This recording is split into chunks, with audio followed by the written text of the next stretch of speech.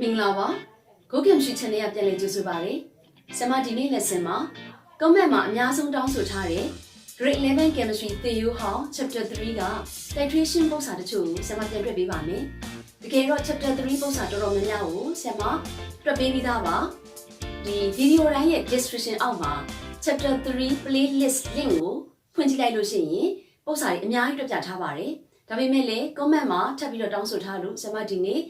စားနဲ့သဲနဲ့ရောတဲ့ပု္ပ္ပာအမျိုးအစားကိုတွက်ပြပေးပါမယ်။ lesson မစခင်ဆရာမရဲ့ channel ကို like share နဲ့ subscribe လုပ်ပြီးတော့ chemistry lesson တွေကိုစဉ်ဆက်မပြတ်သိရင်ကိုညာဘက်တောင်မှာရှိတဲ့ bell လေးကိုလည်းတီးဖို့မေးနေနော်။ဒီနေ့ lesson မှာ titration ပု္ပ္ပာတွေကဆရာမဒီမှာ pattern 1ဆိုပြီးတော့အမျိုးအစားတစ်ခုကိုစပြီးတော့တွက်ပါမယ်။ဒါက textbook ထဲက example နဲ့အတူတူပဲဆရာမကနာမည်ပြောင်းထားတာ salt and sand mixture လို့ခေါင်းစဉ်တက်ထားတယ်။သဲနဲ့စားနဲ့ရောတဲ့ပု္ပ္ပာအဲ့တော့စားက sodium carbonate ဒီမှာပါလေ sand သဲကို4 gram ဆမတို့ရောလိုက်ပြီเนาะရောတဲ့စုစုပေါင်းကဘယ်လောက် gram လဲ4 gram ရောပြီးတော့ treated with excess of dilute hydrochloric acid အဲ့တော့ treated လုပ်တယ်ဆိုတာဆမတို့ဓာတ်ပြုတာဘယ်သူနဲ့ဓာတ်ပြုမှာလဲဆိုရင် dilute hydrochloric acid နဲ့ဓာတ်ပြုမယ် dilute hydrochloric acid ကိုဒီ sodium carbonate နဲ့သဲနဲ့ရောထားတဲ့အရောတွေကိုဆမတို့ထည့်လိုက်ရင်တကယ်ဓာတ်ပြုမှာက sodium carbonate ပဲဓာတ်ပြုမှာသဲကဓာတ်မပြုဘူးဒါကြောင့် sodium carbonate ဓာတ်ပြုတာဖြစ်တဲ့အတွက် 0.22 gram ရှိတဲ့ဘာထွက်လာလဲကာဗွန်ဒိုင်အောက်ဆိုက်ထွက်လာတယ်ထွက်လာတဲ့ကာဗွန်ဒိုင်အောက်ဆိုက်ပေါ်မှာမူတည်ပြီး sodium carbonate ဘယ်လောက်ထဲကထွက်လာတယ်လဲဆိုတာကိုဆရာမတို့ရှာပါမယ်ဒီမှာ is produced သူမေးတာက what is the percentage of sodium carbonate in the original mixture အဲ့တော့မူလပေးထားတဲ့4 gram တွေက sodium carbonate ရဲ့ရာခိုင်နှုန်းဘယ်လောက်ပါတယ်လဲလို့ဆရာမတို့တွေ့ရမှာဖြစ်တယ်အဲ့တော့ဒီလိုတွက်တဲ့အခါမှာ 0.22 gram ရှိတဲ့ကာဗွန်ဒိုင်အောက်ဆိုက်ကိုဓာတ်ရိုက်ဆရာတို့ gram နဲ့တွက်လို့ရပါတယ်ဒါပေမဲ့အမှတ်ပေးတဲ့အခါမှာတစ်ဆင့်ပြီးတစ်ဆင့်အမှတ်ပေးလို့ရအောင်ဒါမှမဟုတ်လေအမှတ်လေးရအောင်လို့ဆရာမက 0.22 gram ရှိတဲ့ကာဗွန်ဒိုင်အောက်ဆိုက်ကိုဆရာမပထမအဆင့်အနေနဲ့မိုးပြောင်းပါမယ်မိုးပြောင်းပြီးတဲ့အခါကျမှအဲ့ဒီ equation ရေးမယ်ပြီးတော့မှ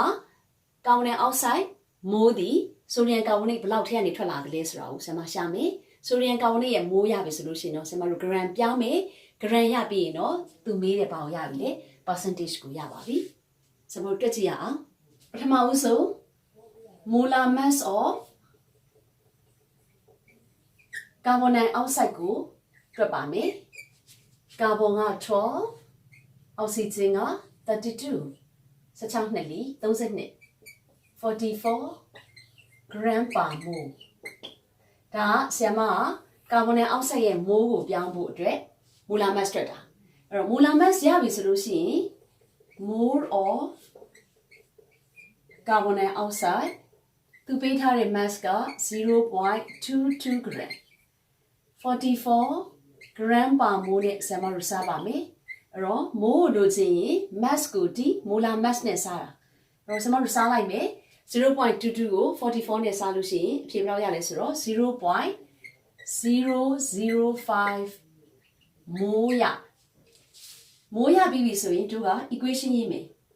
sodium carbonate Na2CO3 plus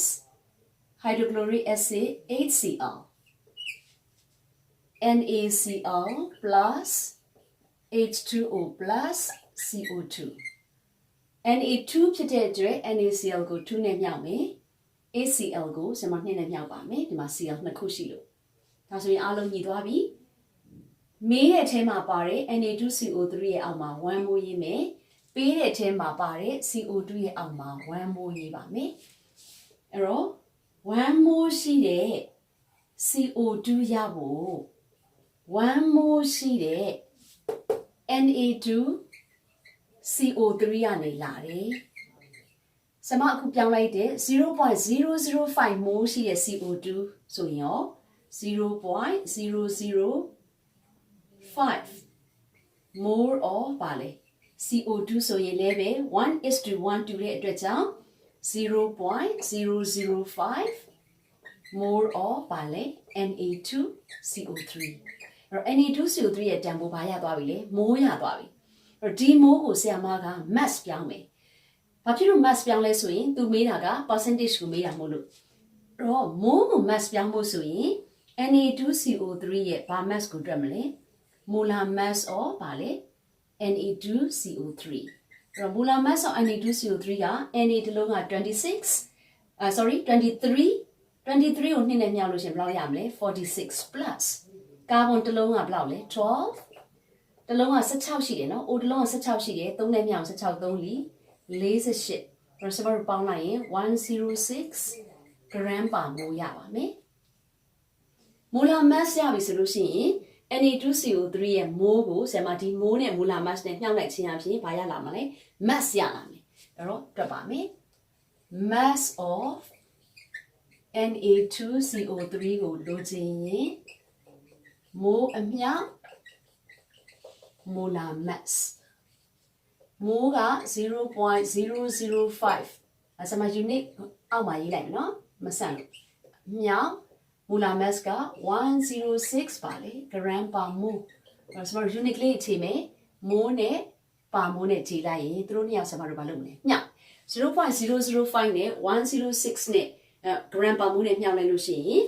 0.53 gram ရဒီ 0.53 gram ဟာ Na2CO3 ရဲ့ mass ပေါ့နော်ဒါဆိုရင်ဆရာမတို့ percent ရှာရအောင်အဲ့တော့ percentage of ပါလေ Na2CO3 ကိုလိုချင်ရင်ဆရာမတို့အခုရထားတဲ့ 0.53 gram ကို100တရားနဲ့မြောက်ပါမယ်သူပေးထားတဲ့ total ကဘယ်လောက် gram လဲဆိုရင်4 gram အဲ့တော့4နဲ့200နဲ့100နဲ့ကျင်းလိုက်ရင်ဒါဘယ်လောက်ရမလဲ25ဒီတော့ 0.53 နဲ့25နဲ့ဆရာမတို့မြောက်မယ်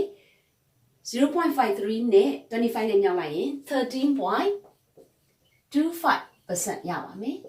တကယ်လို့ဆရာမတို့မေးခွန်းမှာဆက်ပြီးတော့များတကယ်လို့ percent of ဘာကိုမေးခဲ့ရင် sum ကိုမေးခဲ့ရင်တော့100ထဲကနေ 13.25 ကိုဘာလို့ပေးရရင်နှုတ်ပေးလိုက်လို့ရှိရင်ဆရာမတို့လူစင်းနဲ့ဘာလို့ရမလဲ percent ကိုရပါမယ် 86.75% ဒါကတဲရဲ့ရာခိုင်နှုန်းဖြစ်တယ်ဒီနေ့ lesson ဒီလောက်ပါပဲနောက် lesson မှာ titration ပုဒ်စာကိုဆက်ပြီးတော့တက်ပေးပါဦးမယ် See you next lessons